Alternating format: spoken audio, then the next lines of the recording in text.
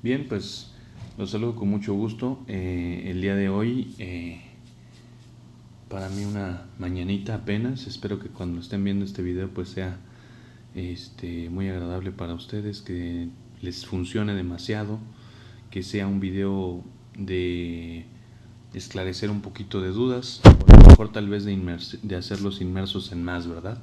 Entonces, bueno, pues regresamos con estas cápsulas de videos cortos. Vamos a tratar de subir las pláticas completas, pero también vamos a hacer la parte de los videos cortos para que sean de rápida consulta, de fácil consulta y de fácil entendimiento, ¿de acuerdo? Recuerda suscribirte al canal. Es importante que te suscribas al canal para que así puedas seguirme apoyando si es que te gusta este tipo de contenido. Bien, pues hoy vamos a hablar del neumotórax y vamos a ver que el neumotórax tiene diferentes definiciones, pero esas definiciones que vamos a ver prácticamente en esta diapositiva, vemos son 4 libros los que se están utilizando, principalmente, 4 literaturas. La segunda es la guía de práctica clínica, la primera es el libro de neumología clínica, el libro de Herring de radiología y el libro de Farreras de medicina interna. Entonces podemos ver que es la presencia de aire en el espacio pleural. Realmente no nos quebramos mucho la cabeza. La presencia de aire en el espacio pleural, la presencia de aire en el espacio pleural en ausencia de trauma torácico, así lo pone en la guía de práctica clínica. Se da su lugar cuando se introduce el aire en el espacio pleural. Esa sería la definición del libro de radiología. Y la ocupación de la cavidad pleural por aire procedente del pulmón subyacente o directamente del exterior a través de una solución de continuidad de la pared torácica. Hay una clasificación del neumotórax. El neumotórax, esta clasificación es una clasificación práctica que nos habla de 3 tipos o 3 grandes grupos diferentes del neumotórax. El neumotórax espontáneo, que se va a dividir en neumotórax espontáneo primario, el neumotórax espontáneo secundario, y estos dos respectivamente será el primario cuando no hay signos clínicos ni radiológicos de enfermedad pulmonar alguna.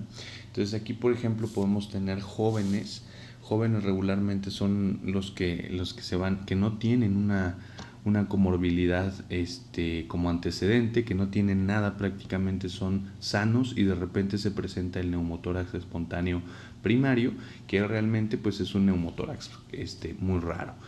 El más frecuente de todos es el secundario, que es este neumotórax espontáneo secundario, ya tiene como tal el paciente una neumopatía subyacente significativa, lo cual nos hace pensar ya que se desarrolla secundariamente, valga la redundancia, a esta patología subyacente. El neumotórax adquirido, que es un neumotórax donde no hay necesariamente una enfermedad, una neumopatía subyacente, pero sí existe a lo mejor un trauma. Y entonces el trauma va a hacer que adquieras como tal ese neumotórax, y puede ser de 2 tipos. El trauma que te va a generar un neumotórax abierto, que es por una herida penetrante, que puede ser, por ejemplo, en estas situaciones donde algo lacera la piel, entra y entonces genera ya una parte de esta parte de neumotórax abierto donde entra el aire, y entonces queda muchas veces atrapado ahí, que ya le da incluso la emergencia y la generación al siguiente neumotórax, que pudiera ser el neumotórax a tensión, ¿de acuerdo? El neumotórax adquirido traumático de forma cerrada es por lesión en el parénquima pulmonar. Entonces aquí estamos hablando propiamente de que no hubo una lesión externa, sino hay una lesión en el parénquima pulmonar. Iatrogénicamente también se puede generar un neumotórax, o se puede clasificar un neumotórax, y esto es por parte de las técnicas biópsicas, por ejemplo transtraqueales, transbronquiales, las técnicas terapéuticas, por ejemplo la colocación de catéter venoso central, la toracocentesis, sondas de alimentación, marcapasos, y también el barotrauma, que son todos estos cambios de presión que puedan generar también un neumotórax. Existen múltiples causas de poder generar neumotórax. Vean, por ejemplo, este libro menciona una infinidad de enfermedades congénitas, neoplasias, asma, fibrosis quística, que prácticamente te darían un neumotórax espontáneo secundario, porque estamos hablando de ¿qué? De neumopatía subyacente. Pero bueno, aquí se las dejo para que la revisen con más detenimiento. En cuanto a los factores de riesgo que menciona la guía de práctica clínica, los factores de riesgo que se han relacionado al neumotórax son el tabaquismo. Evidentemente, cuando las personas fuman, tienden a tener una predisposición mucho más grande que las personas no fumadoras. El sexo masculino también tiene más frecuencia, más prevalencia. La edad del neumotórax primario, por ejemplo, que mencionábamos hace rato, se observa un pico más alto en jóvenes y en el neumotórax secundario en personas mayores de 55 años. Me parece que es un dato muy relevante que también nos da la guía de práctica clínica. Enfermedades subyacentes a las que se asocia más el neumotórax es la fibrosis pulmonar y el enfisema pulmonar, siendo el enfisema pulmonar la que más tiene todavía una correlación. La aparición de neumotórax espontáneo no se relaciona usualmente con el esfuerzo físico, ¿sale? Por eso aquí les dejo estas 4 que serían las más importantes. La talla alta en pacientes jóvenes se ha relacionado mucho para el neumotórax espontáneo primario, el que sean pacientes jóvenes altos, delgados, fumadores, ¿sí? Y que esto nos lleve propiamente a desarrollar un neumotórax. Entonces, esos son como datos importantes para pensar en un neumotórax espontáneo primario. Hablando un poquito de la fisiopatología, pues ustedes sabrán que, por ejemplo, si hablamos del neumotórax espontáneo primario, no se sabe realmente cuál es la fisiopatología ciencia cierta. Se tienen diferentes hipótesis fisiopatológicas donde nos hablan de que puede haber generaciones de vesículas, de ampollas, de bulas, gente que evidentemente fuma, ¿no? Que puede generar estas situaciones en cuanto a las bulas, por ejemplo, bulas enfisematosas, hablando ya propiamente de una enfermedad subyacente, estas que se encuentran en la periferia, ¿sí? Y entonces en la parte periférica del pulmón, no en la parte central. Muchas veces se pueden encontrar en la parte central, pero aquí, por ejemplo, en este esquema lo vemos en la parte periférica, una vesícula rota. Al tener esta vesícula rota, pues podemos empezar con un neumotórax traumático cerrado, por ejemplo, que sería una lesión a nivel del parénquima pulmonar, disculpen. Entonces, esta vesícula rota empezará a generar una aparición entre el espacio pleural, un aumento de la cantidad de aire que pudiera generar ya como tal un neumotórax. Entonces, esta es una de las variantes fisiopatológicas, una de las hipótesis fisiopatológicas que hasta el momento son aceptadas. ¿De acuerdo? Entonces, aunque a ciencia cierta, como ya les comentaba, no se sabe específicamente. Entonces, se sabe que hay vesículas, ampollas, bulas, blebs o burbujas, como las pueden encontrar en la diferente literatura que ustedes consulten, y estas se van a romper en pequeño volumen es el que va a empezar a entrar o al espacio, y por debajo de la pleura visceral es como va a estar dándose esta parte. Acuérdense que es importante también platicar que la pleura visceral es la que está pegada, la que está adosada a esta capa serosa laminar al pulmón, y la capa parietal es la que está pegada a la pared torácica. Entonces no lo podemos recordar de esa manera, ¿no? La pleura visceral es la que está pegada a la víscera como tal. En este caso no es una víscera el pulmón, será un órgano, pero podríamos recordarlo, hacer esa asociación. Y la pleura parietal es la que está pegada a la pared, que empieza con P de pared de tórax. Entonces así lo podríamos recordar. Ahora, cuando tenemos un neumotórax abierto, por ejemplo, este neumotórax abierto penetra, entonces por medio de la cavidad torácica, penetra el tórax, y entonces al penetrar el tórax genera un neumotórax traumático de tipo abierto. ¿Y qué quiere decir abierto? Que entra aire, pero muchas veces, incluso aquí hay otra clasificación de neumotórax, muchas veces en este caso entra aire y a veces no puede salir, y al no poder salir entonces genera un neumotórax a tensión. ¿De acuerdo? Que ¿cómo se define el neumotórax a tensión? Es un neumotórax, es una subclasificación del neumotórax abierto, donde entra aire pero es unidireccional, y al entrar el aire completamente no deja salir el aire, y entonces al no dejar salir el aire, esto ya convierte como tal en una situación de urgencia, ¿no? Entonces vean aquí cómo tenemos un neumotórax abierto donde el pulmón prácticamente ya colapsó. Aquí prácticamente estaríamos hablando de un neumotórax, colapsa completamente el pulmón, que está aquí en este esquema de color morado, y de este lado aquí sí está entrando, pero también en la expiración sale. Por lo tanto aquí sí tiene un neumotórax abierto como propiamente se puede definir, con una entrada de aire y una salida de aire. Y esto nos daría ya como tal una herida que respira, que ahorita vamos a ver. De este lado tenemos el neumotórax a tensión, que era lo que yo les estaba explicando hace rato. Vean cómo hay una entrada de aire, pero la entrada de aire es unidireccional, y al tener una entrada de aire unidireccional, lo que vamos a hacer es que puede empezar a generar desplazamientos, porque acuérdense que va a generar como tal una lesión ocupante, como si fuera una lesión ocupante. Es todavía mucho más ocupante el derrame pleural, pero sí puede generar también desplazamientos. ¿De acuerdo? El neumotórax a tensión en la parte de la expiración, vean ustedes, la parte de la expiración ya no sale.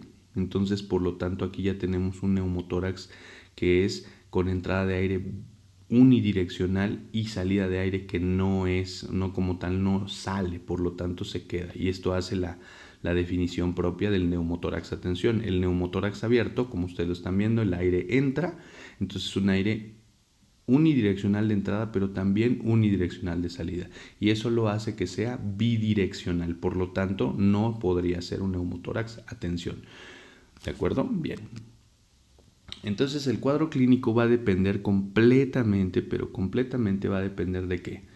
Va a depender de su tamaño y la integridad del pulmón subyacente, ¿no? Evidentemente, si este tenía una enfermedad subyacente pulmonar, pues lógicamente que ya la integridad del pulmón se va a ver afectada. O si ya tenía atelectasias, por ejemplo, asociadas a enfermedad pulmonar obstructiva crónica o a bronquitis crónica, pues ya podríamos esperar ciertas cosas. Cuando el neumotórax es pequeño, puede ser incluso asintomático. Incluso las personas con neumotórax espontáneo primario muchas veces no dan síntomas. Entonces eso es lo que nos refiere también la literatura, que debemos tomar en cuenta. En general cursa con dolor torácico de tipo pleurítico. Esto es muy importante, acompañado de disnea más o menos súbita. Recordar, y es bien importante, que cuál de las dos pleuras, yo les preguntaría, ¿cuál de las dos pleuras es la que duele? Y es que eso tiene que ver con la inervación del sistema, de acuerdo al sistema nervioso, evidentemente. Entonces, la pleura que duele es la pleura parietal, ¿de acuerdo?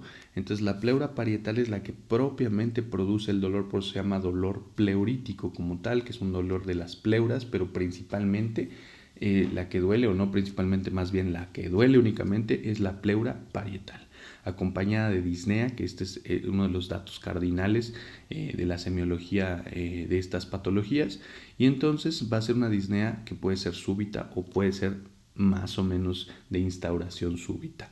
El dolor torácico va a ser ipsilateral, es decir, de donde estamos se está suscitando esta entidad nosológica, esta entidad de neumotórax, entonces ahí donde va a presentar el dolor torácico ipsilateral. Es típico el dolor pleurítico, como lo ven en otras bibliografías, que aumenta con la inspiración en la zona escapular correspondiente al lado afecto. Aquí tenemos un cuadro, que es un cuadro que nos habla del cuadro clínico por tipos de neumotórax, que realmente obedece a lo que son los síndromes pleuropulmonares de manera general, pero podemos contrastar, por ejemplo, el neumotórax espontáneo primario. Todos presentan dolor del mismo lado, sin embargo vean la disnea que presenta el neumotórax espontáneo. Puede o no puede presentar disnea, pero además puede o no puede presentar tos también. Y prácticamente de ahí en adelante no presenta nada en la inspección, no presenta nada en la percusión, no presenta nada en la auscultación, pero sí en cuanto a misceláneos aquí les adjunto que son jóvenes entre 10 a 30 años. El neumotórax espontáneo pues es ipsilateral también el dolor, presentan disnea como todos presentan disnea, asimetría en la inspiración también prácticamente todos presentan asimetría en la inspiración, y en la percusión es prácticamente todos hiperresonantes y timpánicos por guardar esta parte del aire que empieza a generar como tal el neumotórax. Hay disminución de los ruidos respiratorios o van a estar ausentes, ¿de acuerdo? Prácticamente en todos. En el neumotórax abierto, como lo decíamos, es una entrada de aire bidireccional, entra el aire y sale, prácticamente todo está igual. Lo único que podemos dar como dato misceláneo es que es una herida que sí describen, una herida que respira, hace ruido, por lo tanto así podemos darnos cuenta de la detección de un neumotórax abierto. El neumotórax cerrado como tal, digamos que yo diría que es un paso antes de generar un neumotórax a tensión. que prácticamente tiene dolor ipsilateral, va a contar con disnea, asimetría en la inspiración, va a ser timpánico, los ruidos respiratorios van a ser disminuidos o probablemente no estén presentes y va a empezar con datos que le podemos llamar datos de choque obstructivo, ¿no?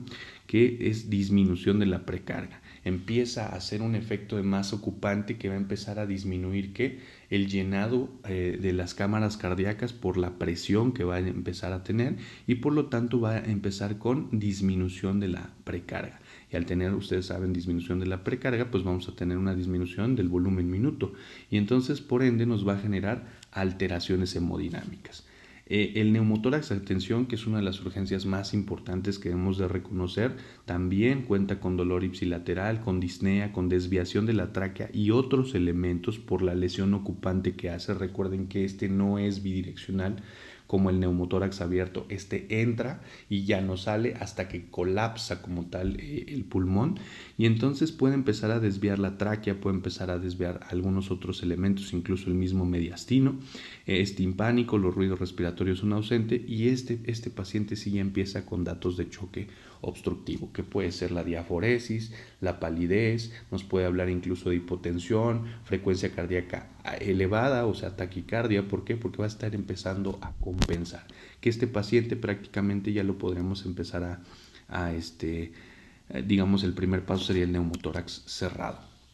En cuanto al diagnóstico radiológico, la identificación del neumotórax, hay que tener en cuenta estos signos: la visualización de la línea pleural visceral, un elemento imprescindible para el diagnóstico, que vamos a verlo ahorita en algunas imágenes, la convexidad de la línea pleural visceral paralela al contorno de la pared torácica. Prácticamente se van a encontrar, está la pared y luego paralelamente se encuentra la pleura visceral. Me estoy apurando un poquito porque no quiero que sea tan largo el video. Ausencia de marcas pulmonares distales a la línea pleural la mayor parte de las veces. Esas pueden o no pueden estar presentes, y el signo del seno profundo correspondiente a un ángulo costofrénico con desplazamiento inferior, detectable en la radiografía torácica obtenida en decúbito supino, que vamos a ver ahorita. Otra cosa importante, la guía de práctica clínica, aquí les pongo, la evaluación radiográfica es útil para determinar la magnitud del neumotórax espontáneo. Entonces, por ejemplo, vean esto no es un neumotórax. Si ustedes se dan cuenta, vean, aquí está la pared torácica de este lado y aquí estamos viendo la línea paralela de la pleura visceral, lo que nos hace pensar ya como tal en un colapso que nos puede hablar de un neumotórax. Algo que no debemos confundir es que, por ejemplo, ustedes podrían ver aquí, pero regularmente siempre el neumotórax va a aparecer esta pleura visceral con una convexidad, que es lo que decía en la parte anterior, en la imagen anterior. Vean, aquí no es convexa. De esto nos habla que es la línea del borde medial o del borde espinal de la escápula. Entonces debemos tener cuidado en no confundir las escápulas, los bordes espinales de las escápulas, con un posible neumotórax. Y de este lado, esta es una enfermedad ampollosa que no tiene nada que ver con la imagen que nos presenta un neumotórax. ¿De acuerdo? Aquí podemos ver algunas otras imágenes. Vean, aquí está como tal delimitado el neumotórax. Este es un neumotórax prácticamente completo, ¿sale? Y de este otro lado, pues no veo ninguna alteración de este lado, ¿sale? Vean aquí, incluso podemos ver los recesos costodiafragmáticos, como empieza a ser mucho más elevado y este empieza a ser un poquito más bajo, ¿de acuerdo? Incluso borroso.